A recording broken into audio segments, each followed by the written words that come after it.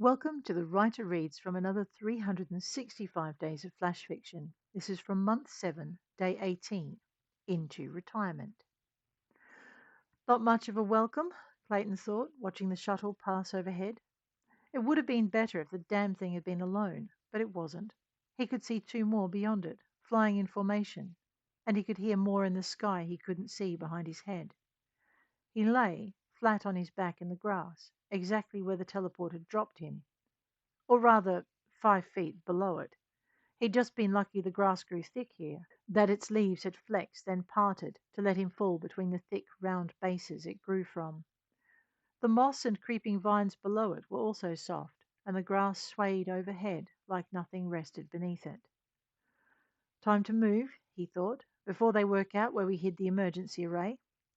He made it, but he wasn't the first. Mary had gotten there before him, her voice colouring the air with frustration as she tried to work the locks. She almost shot him when he cleared his throat, and he thanked the stars he'd hit the ground as soon as he'd made the sound.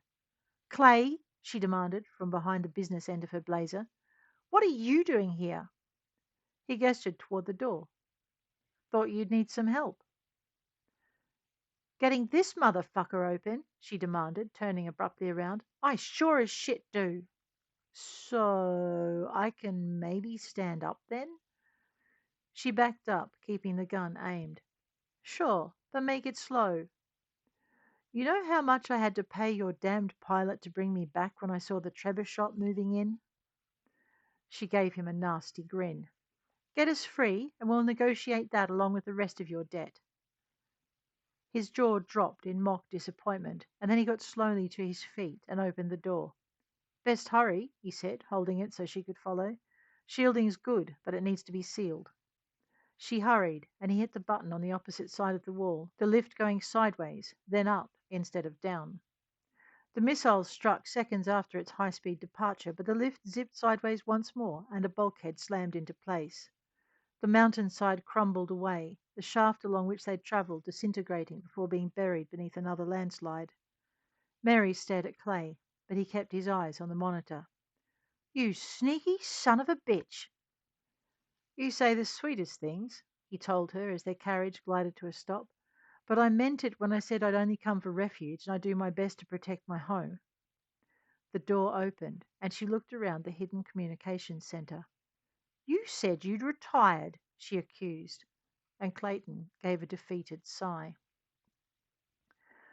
"I was, until the colony made me leave." Mary gave him a tight-lipped smile. "You should have been more honest in your application." "And would you have taken me?" he asked, and read the answer from her face.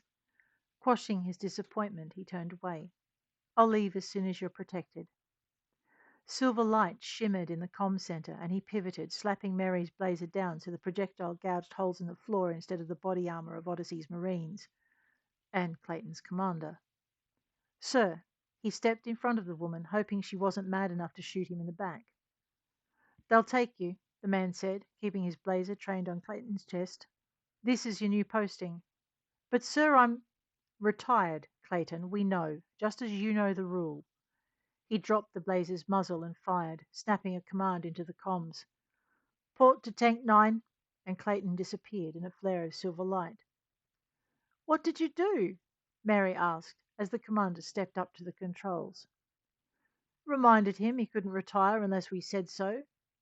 "But you killed him." "Nope, we just ported him to a regen tank. We'll send him back before we leave. He'll man the watch post for your colony." "On his own?" "No, we'll be rotating a squad through here." The commander gave her a stern look. "As commander, his post is permanent."